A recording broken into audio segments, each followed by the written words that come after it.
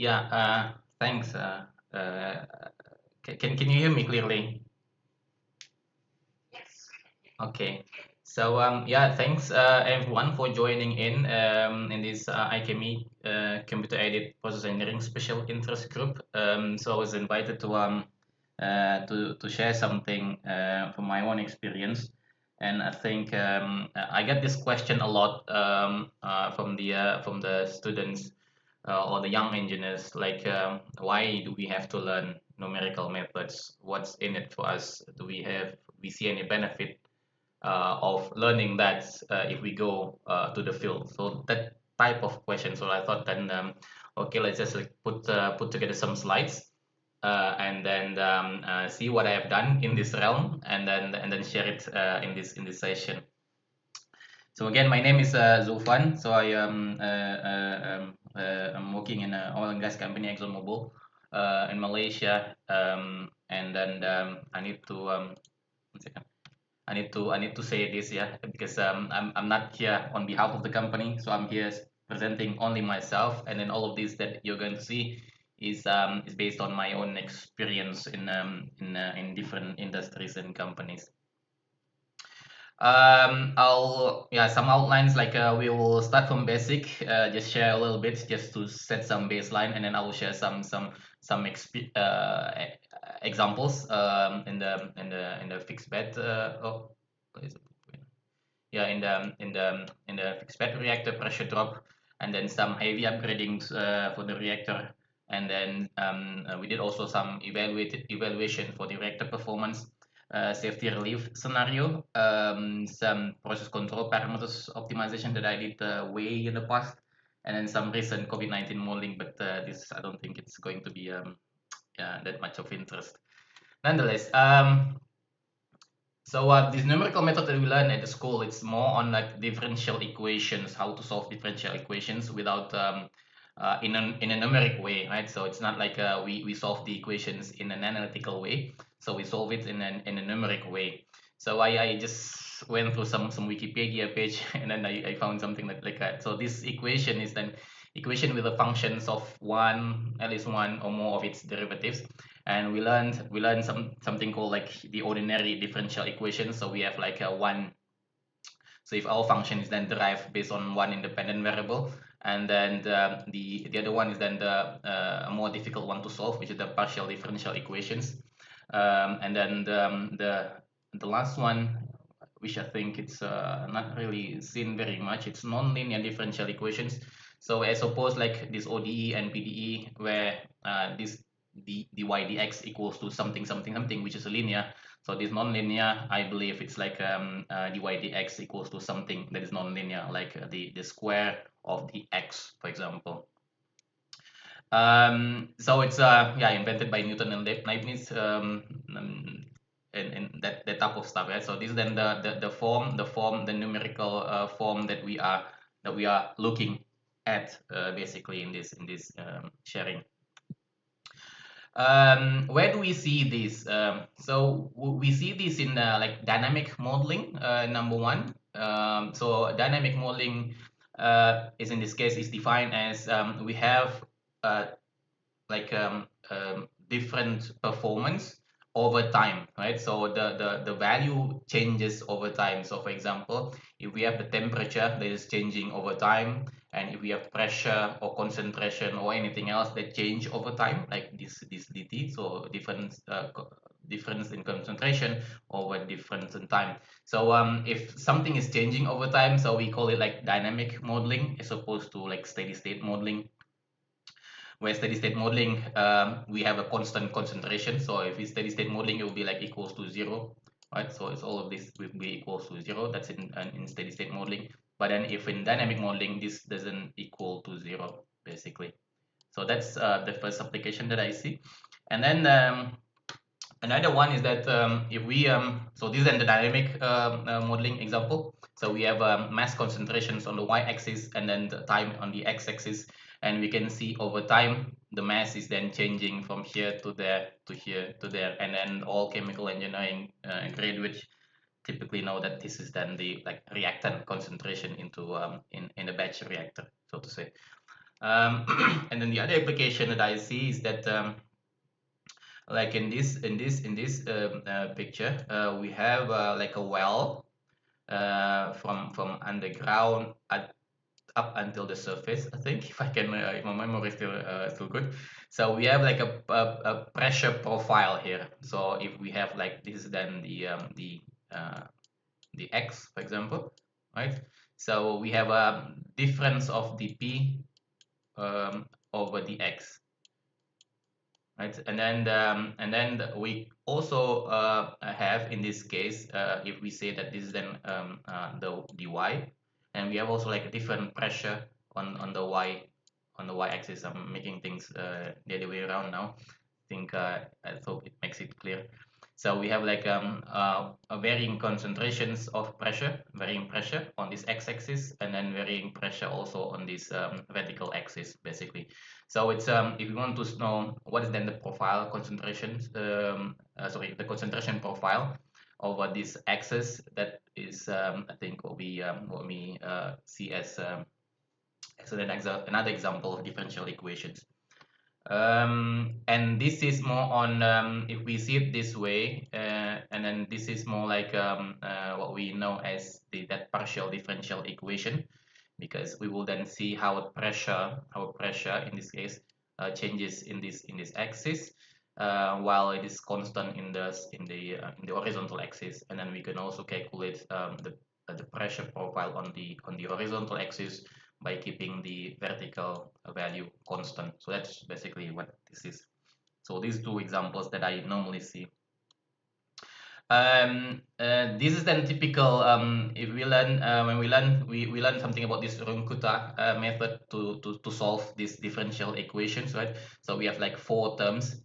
So the new y equals to the old y plus this 1/6 multiplied by the h, or the step value, and then this we have like k1 until k4, and then they are here. So basically, if k1 is then the function itself, basically.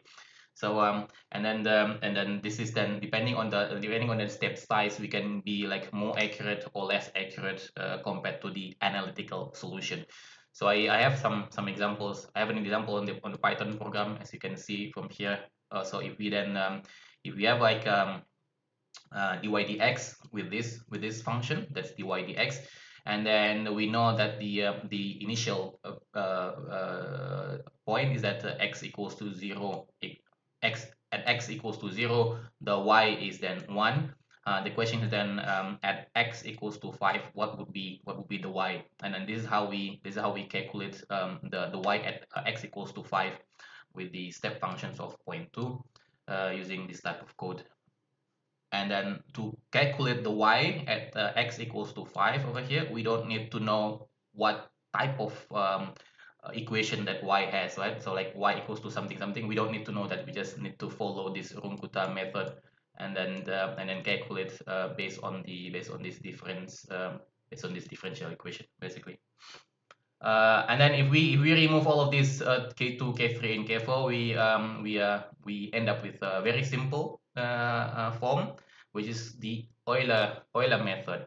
And then for those of us who are familiar with dynamic modeling in typical process simulation software like HiSys, Symmetry, or Aspen Plus, yeah, Proto, whatnot. Not Proto. The dynamic only, right? The HiSys, Unisim, Symmetry, or Aspen Plus dynamic, and then there is this option to use Euler method to as the integration solver, for example. And then it's basically, yeah, I mean, it is then the new y equals to the old y multiplied by the step functions, and then multiplied by with the derivative, basically. So it's these two methods we are typically use for these to solve differential equations. I have this exercise, but I will skip this. The other, I will skip that one as well. So I think I covered the basis. So we have different applications, right? Dynamic modeling, and then for the profiles calculations, and then we have these two solvers, Runkuta and then Euler, to solve the the problems basically. So an example. So we have this chemical plant some years ago. So we have this feed coming here, and then it goes to the feed vaporizer, and then when we evaporate the feed basically, and then we remove the heavies over here.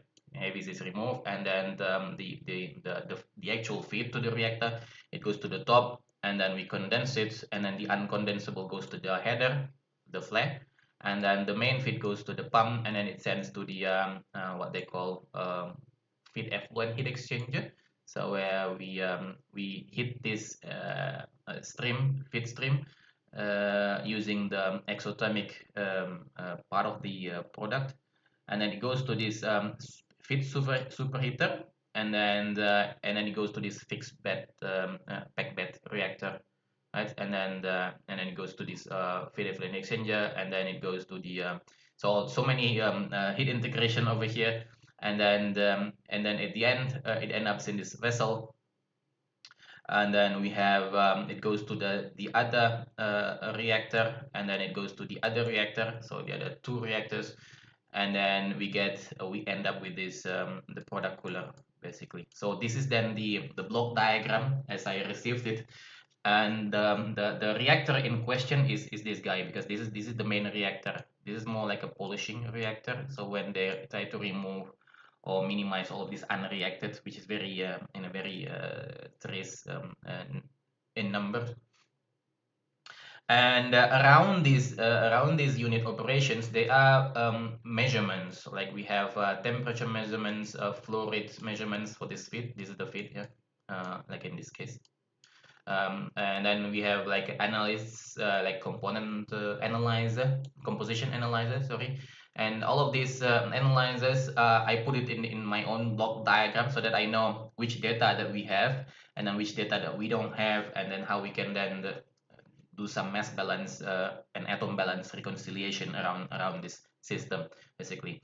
So the question is that because the pressure drop around this reactor is very crucial, because it can plug, right? If we have too much heavies, it will plug. If you have like some water, it will plug. If we have like less hydrogen into it, it will also plug.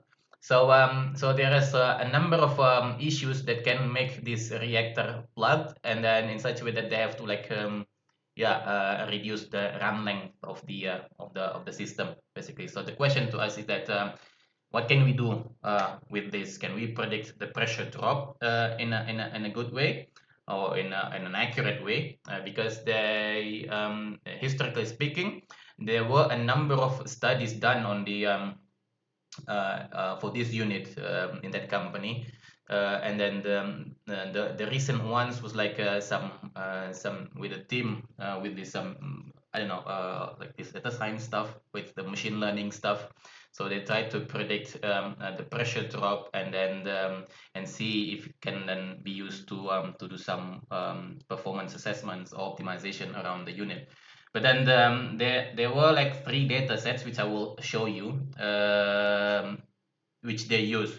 And then there was this like the complication was that they could match the training data set which they use to train the model, but then for the model itself, it cannot predict correctly the trend for the other two data sets, due to some reasons I don't know.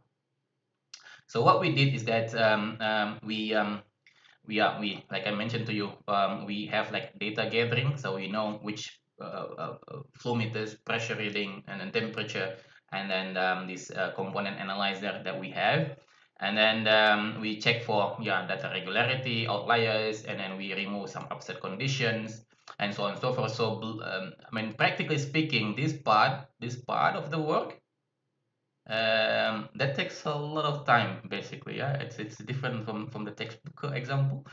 So this part, if you have like a 100% of project time, for example, and then this part itself, including the data analysis, it's like I think it takes about 80% or something, somewhere around this.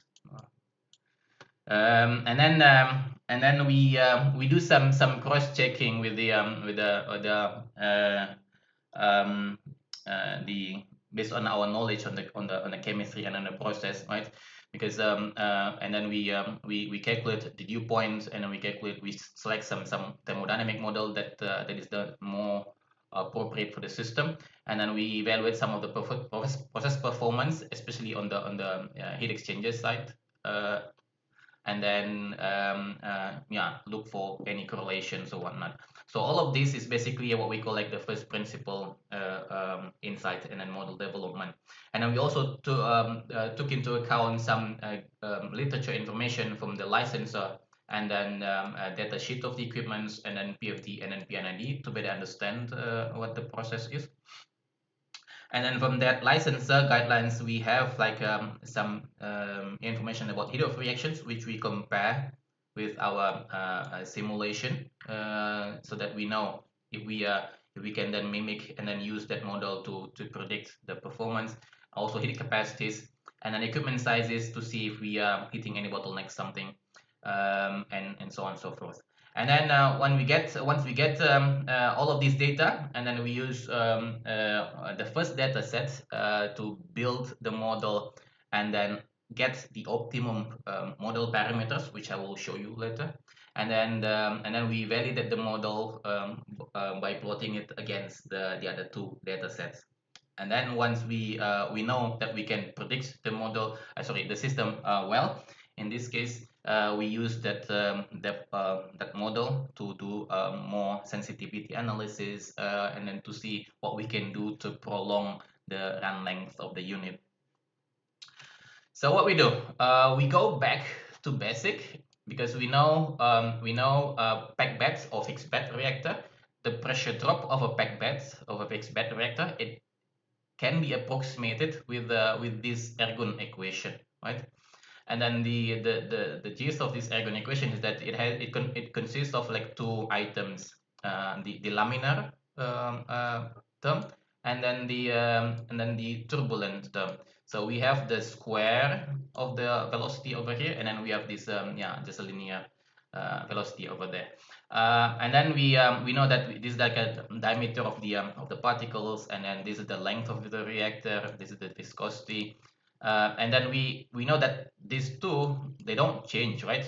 So this is something that we can lump together, and then this is also something that we can lump together into a constant. From that analysis, online analyzer, we know we could predict what the composition is based on the atom balance that we have. So we can then use those compositions given the pressure and temperature readings that we have to estimate density and then the viscosity of the stream. And we have also this porosity. So how I define this porosity is that if we have like this reactor, right? So it goes from the top to bottom, and then we have this I don't know, very bad. So if we have like this catalyst bed, right? So if we have like a new catalyst bed, and then it will then have like a high porosity, and then the flow rate can go like this, right? So something like this. And then as the catalyst like interacting with these heavies and then interacting with water, it will then form some fouling, which makes this porosity gets smaller. So something like this, right? So so something like this, and then we can then approximate the behavior of this porosity in this manner, like if we have like something like a time, for example, and then this is then the porosity of the bed. We can then lump them all together, and then it will look something like this, right? Because as we have more heavies and then more water into it, it will become less and less porous, so to say. So this is then the epsilon that we plug into this equation, and then this is then the simplified versions of these ergon equations that we try to match with the data. So based on these equations, right? So we get the first data set, which is this data set, And then we try to match this in such a way that we need to optimize what the model parameters is, like this all of this k1 up until k11, right? So there are also like some functions for the k3 over here, which I remove due to obvious reasons of confidentiality. So there are some functions on this that we can use, and then it matched perfectly well. It matched reasonably well with the data. So the blue ones are the data that we have, and then the green one is then the calculated pressure drop, right? So if we have this time and then we have this pressure drop on the y-axis, we can then fairly match what the pressure drop is going into this timeline. So that's the first data set that we use to optimize the model parameters. And then we use this same model with the obtained model parameters to calculate or to try to see how it performs against the other two datasets. So this is then the second dataset that we use the model to validate. So using the obtained model parameters, we can fairly match the what the data is, right? So we can match this second data set, and then so that makes the client happy. And then for the third data set, there was this hiccup, if you can see. So we have like a nice data over here, and there was this water breakthrough somewhere in 350 days, a year or so. So this water breakthrough, and then they do something with the reactor, and then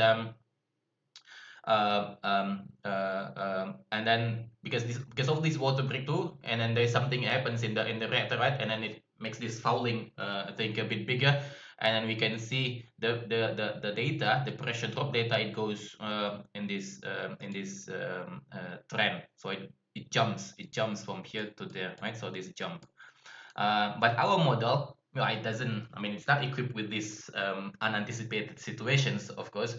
And then with it predicts this type of pressure profile. But as you can see, I mean, the slope of pressure increase from the data, and then our model it's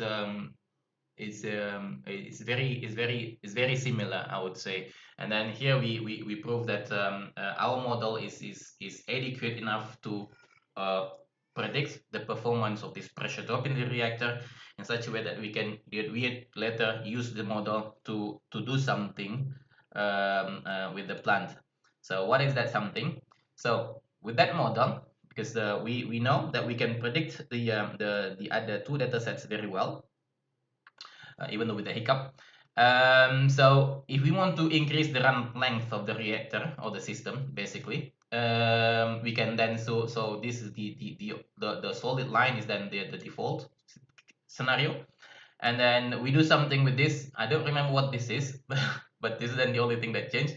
So we if we reduce this parameter in the operations, we can then increase the run length by about 200 days, which is then it can make us save I mean more profit in this case. So that's an option to increase the run length. And then another option is that here we have like the ratio of the hydrogen to the hydrocarbon, and then if we then think in this case, if we increase, so this is then a bit red. So if we increase the ratio of hydrogen to hydrocarbon, so it only increase the run length by, I think few days or few weeks. So it's not really significant, but nonetheless, it's the trend makes sense from the operational point of view, and then we can use the model to as a guideline to control which variables that we think more appropriate to use to increase the run length of the reactor. So that's an example to predict the pressure drop of a big back reactor.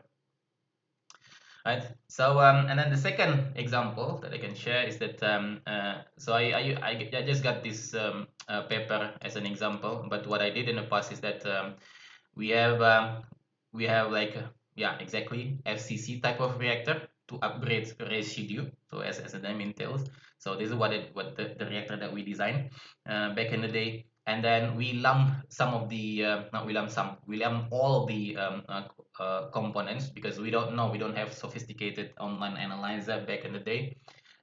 Just that we lump we get some resin, some asphaltines, the heaviest, and then we have some gas oil, some gas, some I think this is like light oil or something.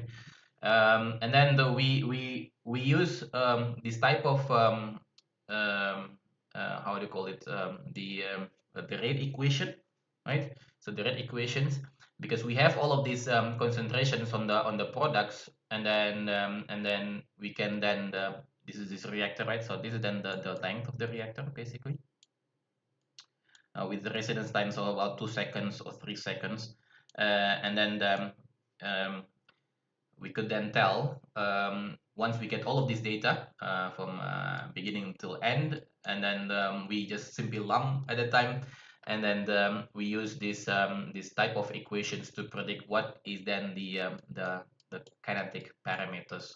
So with that, we use the model to design what should be the length reactor moving forward into the pilot plant, because this was like on a lab scale, a few centimeters, I guess, I don't remember. And then because as we want to go further in the larger scale, we need to have like another step before we go for commercial scale. So that's the pilot plant that we were designing at the time, and then we use this type of approach to calculate what the length of the reactor would be in the pilot plant. The approach is similar to this, but I don't have a picture that I can share publicly in this regard. Another example is then the reaction kinetics of a chemical plant. This is in this note. I just copy paste from my old note, so it's in different language. But nonetheless, it's like an electrolysis reactor, and then we discuss on what type of reactions happening with the chemists in the lab. And then the setup is it looks like this. So we have like dozens of lines, right? And then we have tens of cells, what they call it. So the feed coming in here. So this is then the feed coming in, right? And then it's divided into it goes to each of these cells, lines, right? And then it goes to the next reactor, to the next reactor, to the next reactor, and then to the next reactor, up until there are like tens of these rows. And then it is combined into one product line to the next processing unit. So that's basically the reactor setup. And of course, with so many how do you call it, where's my with so many cells, it's impossible. So the plant was a bit old, and then more manual labor. So it was impossible for them to take samples for each of the rows and then in each of the lines. And then they only took like a couple of lines, sorry, a couple of samples from different rows and different lines to as like a monitoring, so to say. So I took the data and I tried to plot it in this manner. So we have like no, so it's like 30 rows. Like we have 30 rows, and then these are like column number one. So this is like 1, 2, and so on and so forth. So that's this guy. So one, and then 8, and then 81, A1. I don't know why it was A1, but nonetheless, I took all of these samples and then tried to plot that. In a way, it looks more um, yeah, our first order of reaction, right? So you can tell that this is then the concentrations of the product.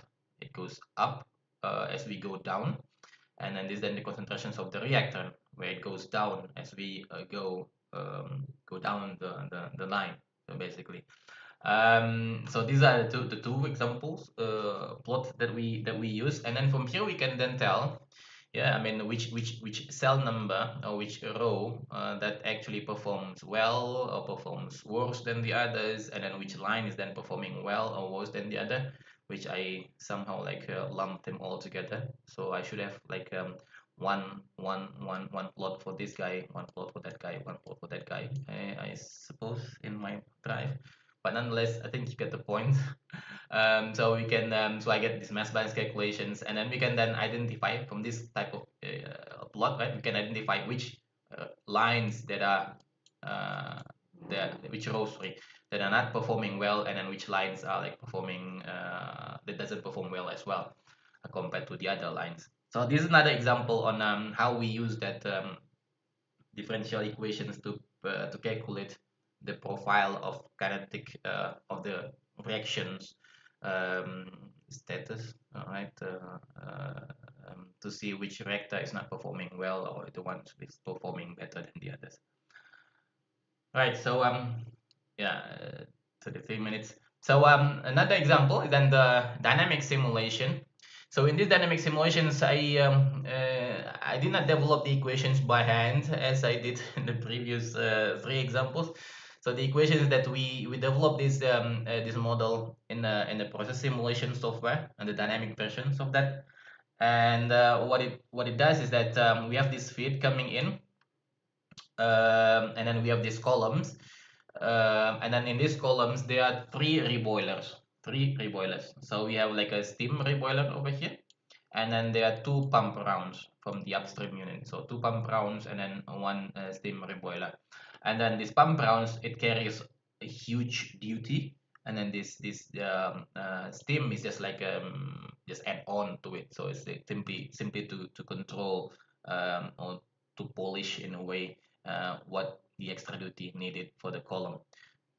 And then on top of the column we have like five process safety valve, and then we have this condenser, right? It goes to the off gas if this safety valve is open, and then in normal operation it will go to this condenser, and this condenser is then cooled by cooling water, and then the condensed part will then go to this reflux drum, where we separate water here, and then the off gas, the uncondensable, goes to the flare, and then the liquid is pumped back as a reflux over here, and then the distillate we take to the next to the next column.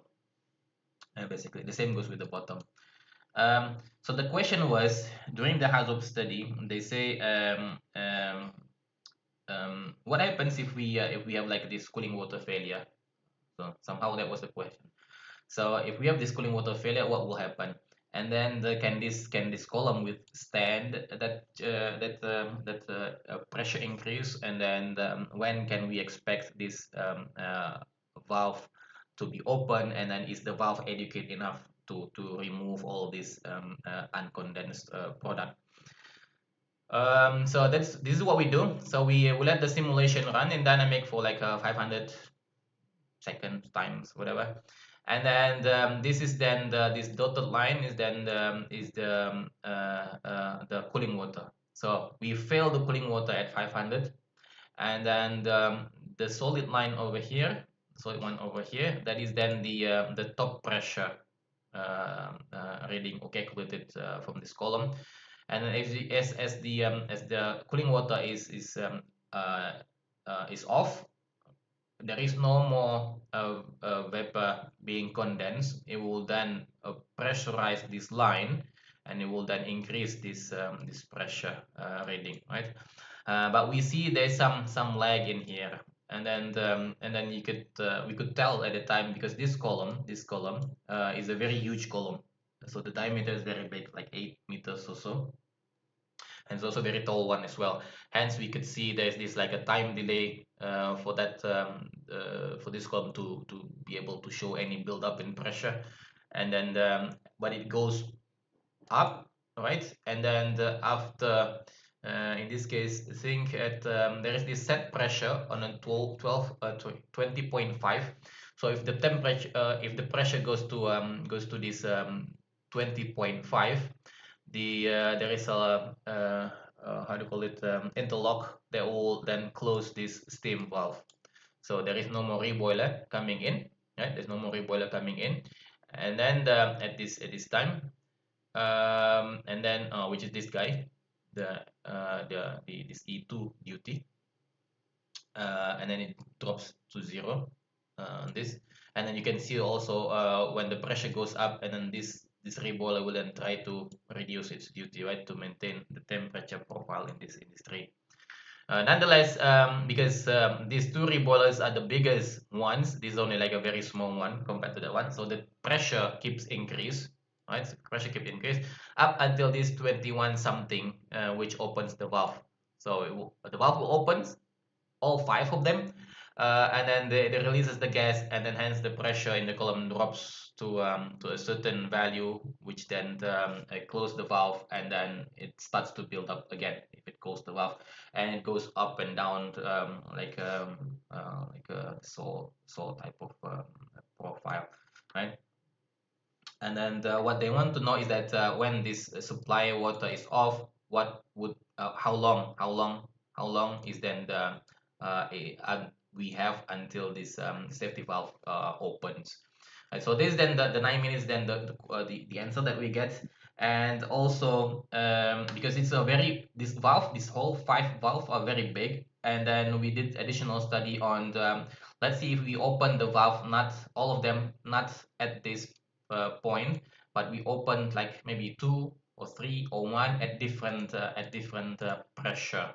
So will it then reduce this chattering effect, right? Because if it goes up and down like this, we will then damage the mechanical integrity of the safety valve.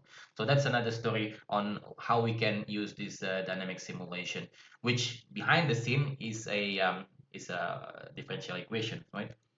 Um, the other example is that we have a batch reactor at a time, and then this batch reactor, it has like a hot oil heating around it, and then this hot oil is then heated by electrical heater.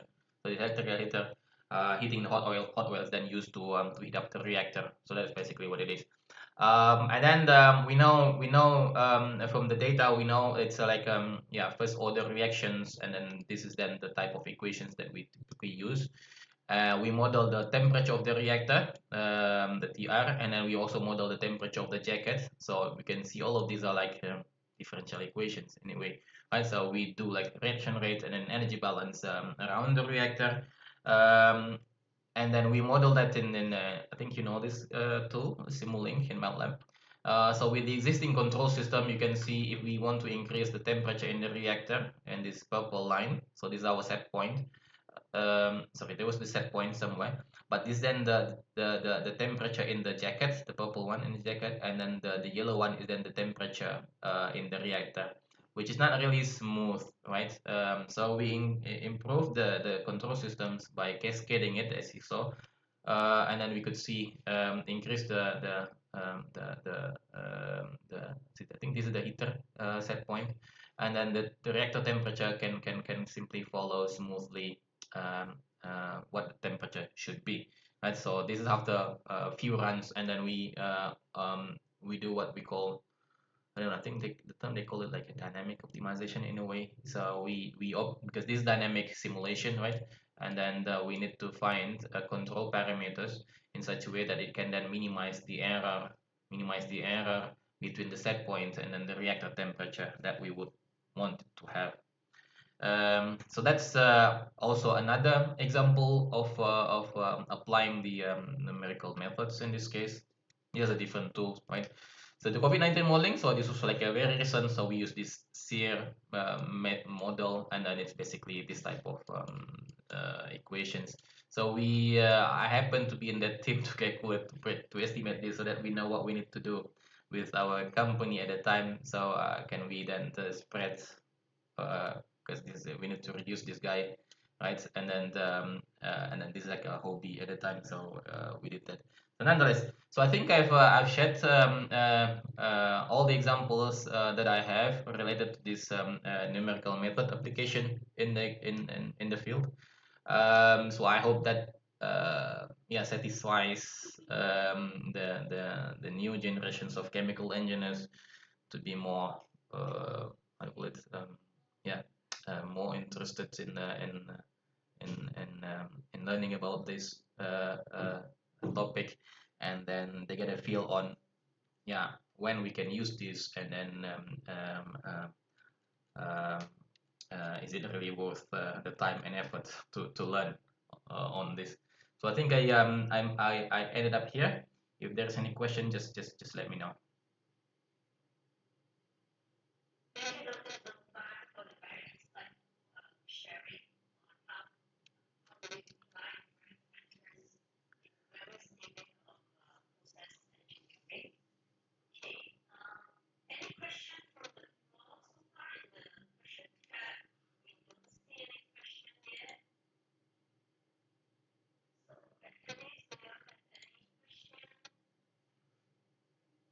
Yeah, I'm not really sure if it's I don't know. I mean, if it's clear or not.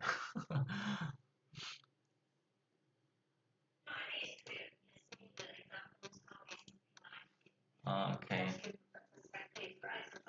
Yeah. Yeah.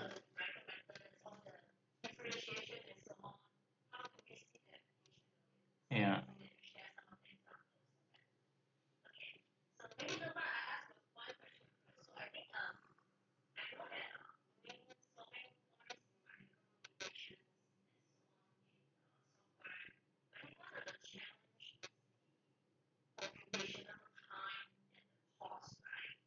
Mhm.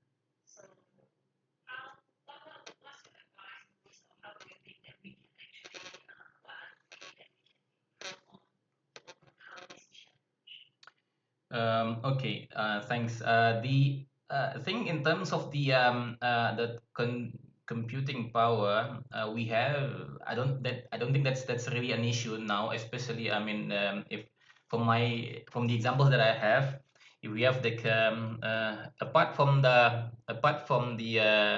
one second, yeah. So apart from this guy, let me see pointer. So highlighter. Sorry, one second. There's a pointer. So apart from these special differential equations, everything else is like more dynamic modeling or like one variable. So it's not really an issue. So that's on the computing part. But then on this guy, the profiles in itself, because we did this study uh, in in like how do we call it, like influence ANSYS. So that one, because we need to model this very accurately, and then depending on the mesh that we give to this, right, balancing the computing power like you said, and then also the accuracy of the results. This part indeed takes time, because this is the transfer phenomena modeling, so which consumes a lot of power. But then the rest is not really an issue in terms of the computing time. Yeah. On the other aspects, on the cost, I see the cost like a resources cost, if I may. So the resources cost is yeah, indeed. I mean, all of these differential equation is something that we know already. It's just that we haven't had a sufficient amount of time to really apply this in industrial settings. So the first time doing this, it will take some time. But then if we as we get more experience in solving problems in different areas, and then we know that we can solve it in this manner, it will become easier and easier. So yeah. Um,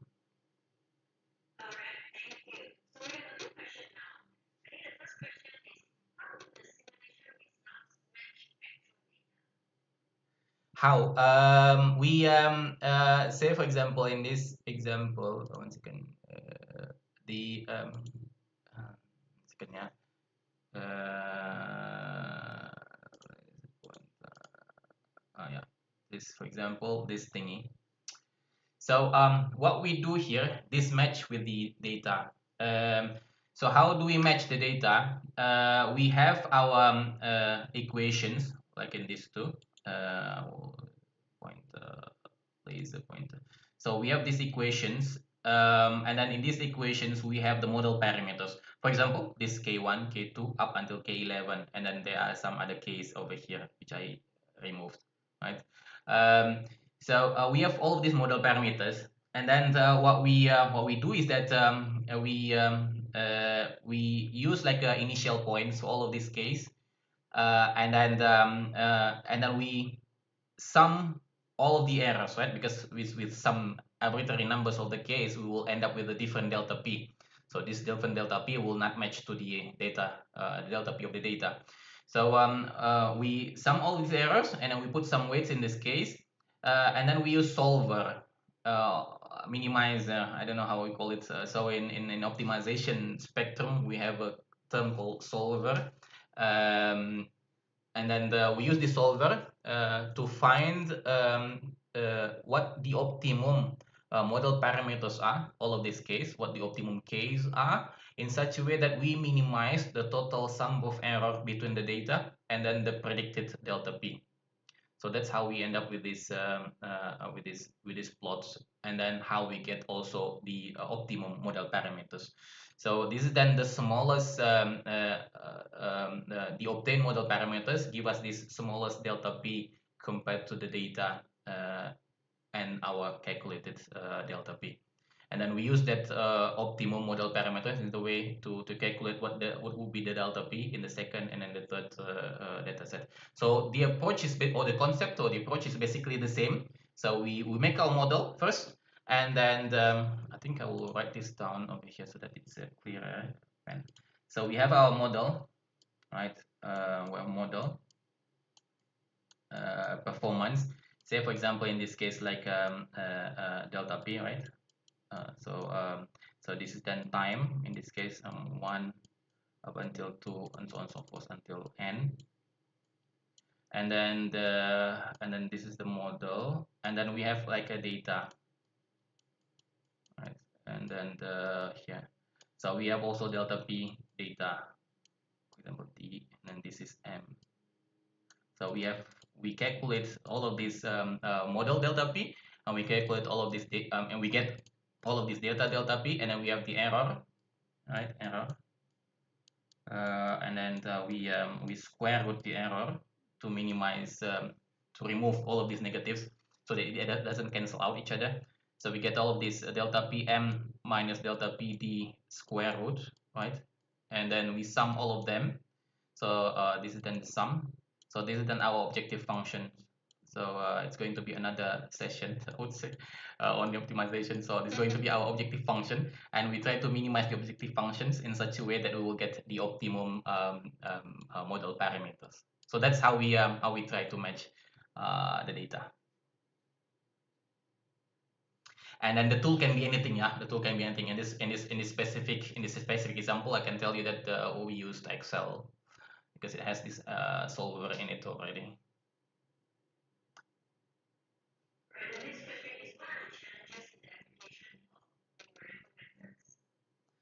The challenges is it's not limited to numerical methods per se. The challenges is that in practice it's totally different from the textbook. So in practice is that we may not have the data that we need, and then even then uh, if we receive some data, it may not be the data that we want to have, right? And then some of the data are like faulty, some of the data they don't make sense, and then some transmitters they do something else. So all of this data gathering, getting the data, reconcile the mass balance, that's also very important. And then we getting insights from the data that we already clean, right? So all of this is to get the clean data points, and then we do some analysis to get some insights based on the data, and then we confirm that with our first principle knowledge and also first principle calculation or simulations whenever necessary. So this part, as I mentioned, it consumes at least 80% of our time in the project. And then doing this testing, validating, developing the model is very quick because we like in this ergon equations, we approach this in a more practical way, right? So we lump parameters that we know are constant, and then we just simply run the solver, and then it within seconds we get the results. But then getting to that point is not that easy. So the main challenge is indeed getting the data correct, and that takes some effort, some good relationship with people as well.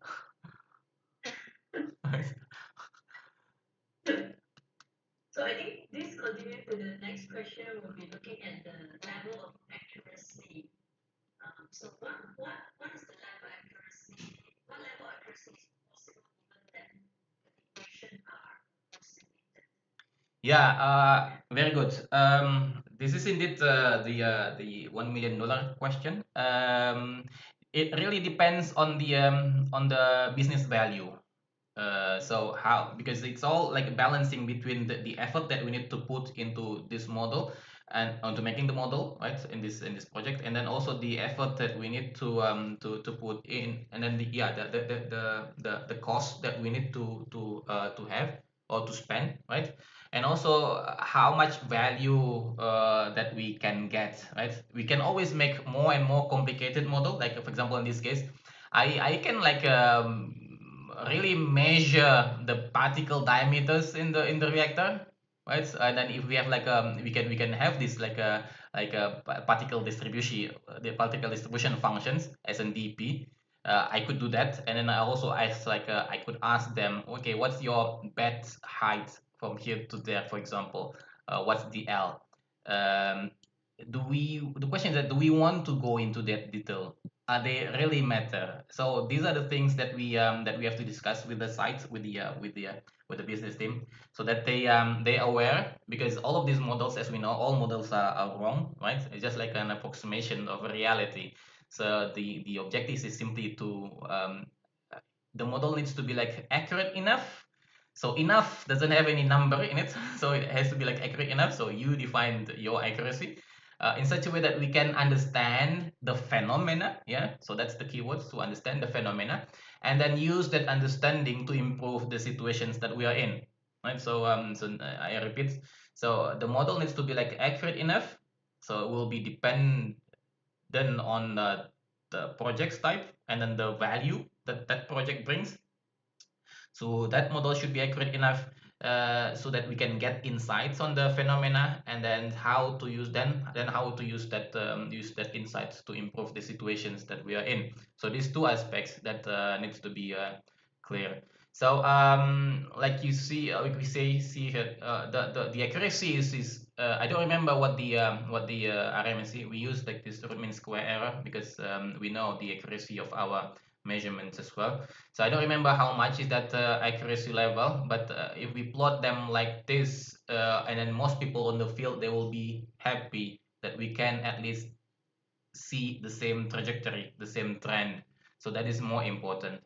Rather than this one, this is the one that that I said earlier, that this unit has been like modeled by different teams in the past, and then the one of the teams they use this machine learning, so to say. I don't know what type of machine learning, like neural net or random forest or whatever.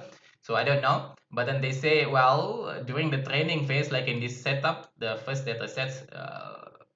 They make the model based on these data sets, but then if that model is then used against the data set number 2 and 3, especially number 3, it goes haywire, right? So so it's because that machine learning is it's I don't know about the cost on that, but then it lacks the first principle of the process, right?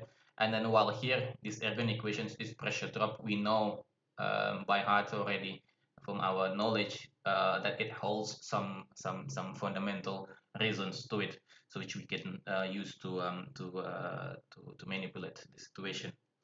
The rest is that yeah, this is as this one is like this is like a running reactor, and this is more like in the R&D setup. So getting the case over here, it's not really we don't need it to be like very accurate, because yeah, I mean if we design the pilot plan to be like a 5 or 5.5 meters, it doesn't really make any difference, right? I mean the cost is already like very high. So so we don't need to be that accurate in this phase, in this R&D phase. The rest, this one, I mean, the measurement itself is very manual. So we know the accuracy of the data is not good. The accuracy of the data is not good. So if the accuracy of the data is not good, we will never be able to make an accurate model, right? Because the data itself is not accurate. So so at least we can see the trend. We can pinpoint which part of the reactor that is performing well or worse, and then which line that we have to change, right? If there are so many reactors not performing well, we can then change it. So that's the goal. So when that's the goal, yeah, who cares about the accuracy? So this accuracy can be like a plus or minus, I don't know, maybe a 0.5% or 2% even in some of the reactors. So all in all, this one we match it with the design data.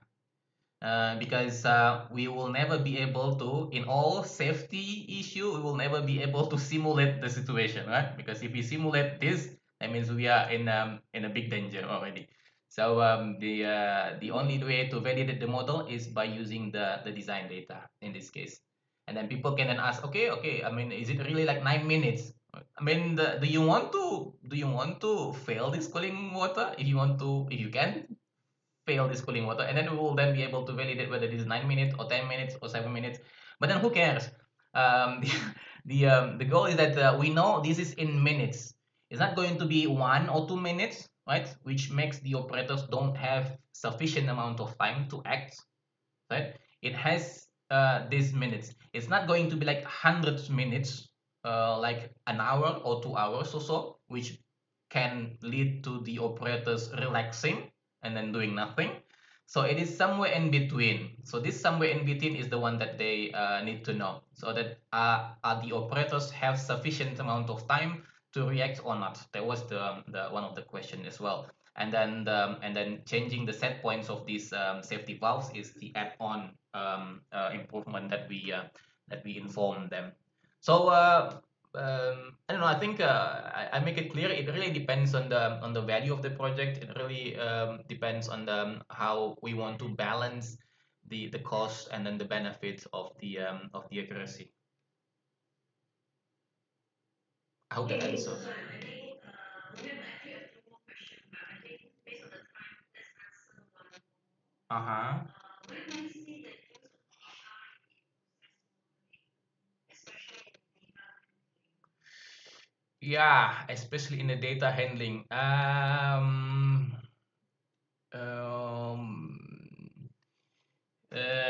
so I was trained before data science or all of these buzzwords were there, right? So I was trained during using like what we call at the time statistical analysis. So the similarities, as I read more into these new hypes, I understand that they are, if they say something like a machine learning, that means something, so linear regression is also part of machine learning, and a non-linear regression is also part of machine learning. So that means this is indeed machine learning in itself by definition, because it's non-linear regression, right? So that's one thing as well.